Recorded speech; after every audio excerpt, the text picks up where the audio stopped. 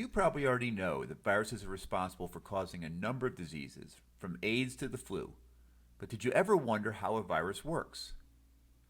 Viruses are basically infectious particles that take over the operation of a cell for the sole purpose of manufacturing new viruses. How exactly does a virus do this?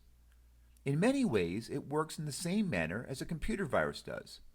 It has to first gain access and then convince the machinery within the device, in this case a cell, to make multiple new copies of the virus. There are many different types of viruses, but they do share some similar characteristics. First of all, viruses are usually specific in the types of cells that they infect.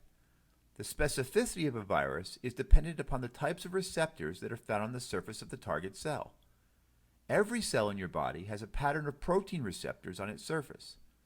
The virus uses these proteins to target specific cells for infection. In this example, the genetic material of the virus infecting the cell is DNA. However, unlike the complex DNA found in the nucleus of a cell, the DNA of a virus is relatively simple and just contains the information needed to manufacture new virus parts.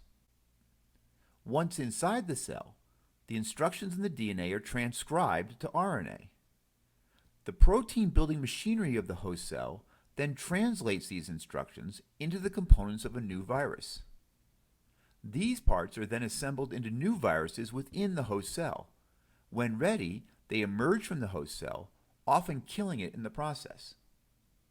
As they emerge, some viruses retain parts of the host cell membrane, forming an envelope around the virus. This envelope gives some protection to the virus from the immune system of the host organism. Each new virus is now capable of infecting another host cell and repeating the process of virus replication. By understanding how the life cycle of a virus works, scientists have been able to develop antiviral drugs that target specific points in the virus life cycle and thus prevent the virus from replicating.